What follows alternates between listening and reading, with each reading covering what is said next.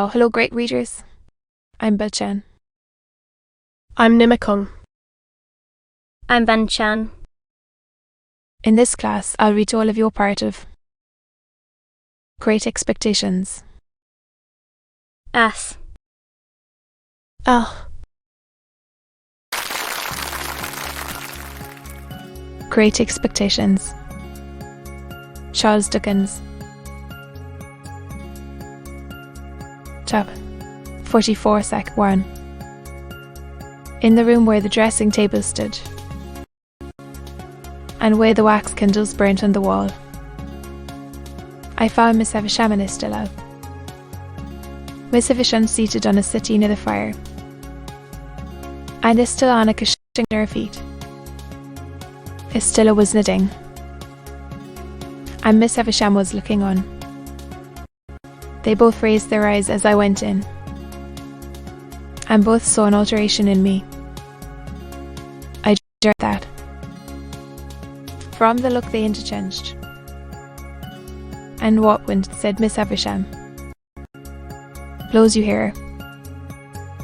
Though she looked steadily at me, I saw that she was rather confused. Estella, pausing a moment in her knitting with her eyes upon me, and then going on. I fancy that I read in the action of her fingers, as plainly as if she had told me in the dumb alphabet, that she perceived I had discovered my real benefactor. "Miss Evesham," said I went to Richmond yesterday to speak to Estella, and finding that some wind had blown her here." Miss Evesham motioning to me for the third or fourth time to sit down, I took the chair by the dressing table, which I had often seen her occupy, with all that were in at my feet and about me. It seemed a natural place for me that day. What I had to say to Estella, "Miss Evesham, I will say before you, presently in a few moments.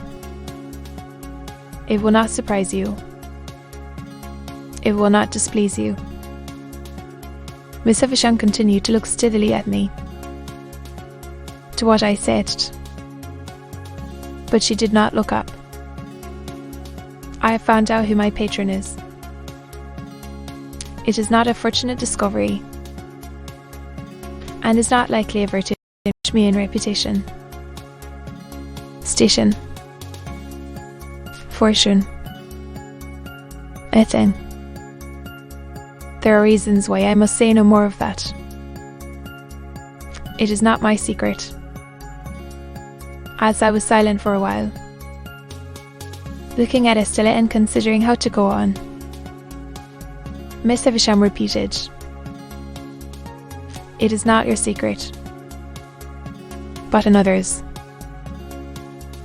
When you first caused me to be brought here, Miss Evesham, when I belonged to the village over yonder, that I wish I had never left. I suppose I did really come here, as any other chance boy might have come me as a kind of servant, to gratify a want or a whim." "And Pip," replied Miss Evesham, steadily nodding her head. "And that, Mr. Jaggers," said Miss Evesham, taking me up in a firm tone, "had nothing to do with it, and knew nothing of it.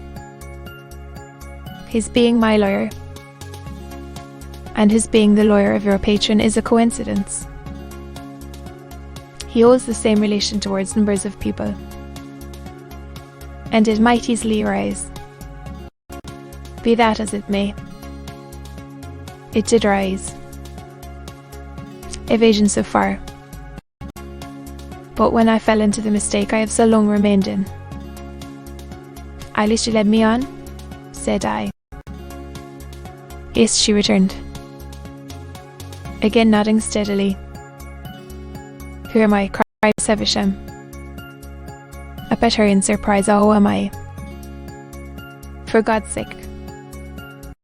It was a weak complaint to have made, and I had not meant to make it. I told her so, as she sat brooding after this outburst. Well,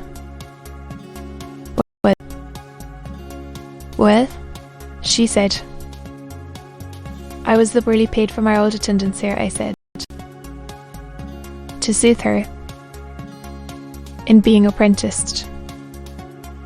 And I have asked these questions only for my own information. What follows has another, and I hope more disinterested purpose. In humouring my mistake, Miss Havisham, you penitent practiced, and perhaps you will supply whatever term expresses your intention. I did. Oil. They would have it so. So would you. What has been my history? Have it so. You made your own snares. Waiting until she was quiet again for this. 2. Flashed out of her in a wild and sudden way, went on. I have been thrown among one family of your relations, Miss Havisham, and have been constantly among them since I went to London. I know them to have been as honestly under my delusion as I myself, and I should be false and base if I did not tell you, whether it is acceptable to you or no, and whether you are inclined to give credence to it or no, that you deeply wrong both Mr. Matthew Pocket and his son Herbert, if you suppose them to be otherwise than generous, upright, open. They are your friends, said Miss Havisham. They made themselves my friends, said I. Why they supposed me to have superseded them?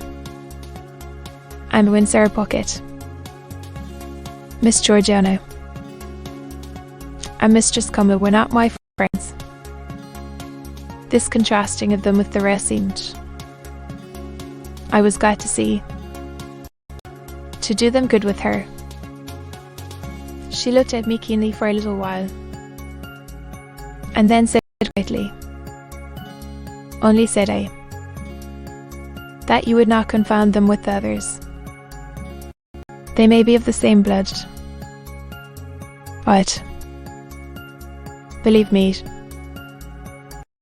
still looking at me keenly, Miss Havisham repeated, I am not so cunning.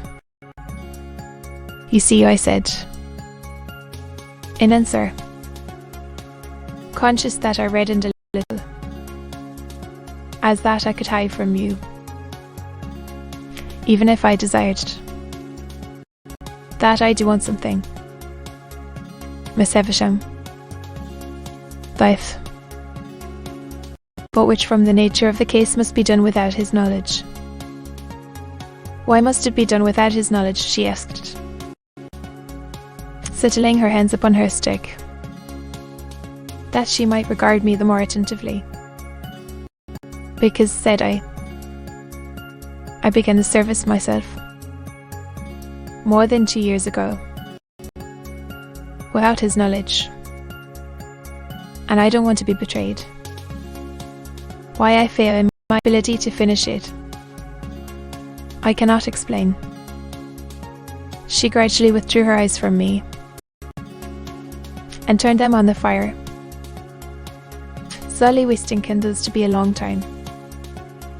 She was roused by the collapse of some of the red coals, and looked towards me again at first, back and Lydon, with a gradually concentrating attention. All this time is still in the done.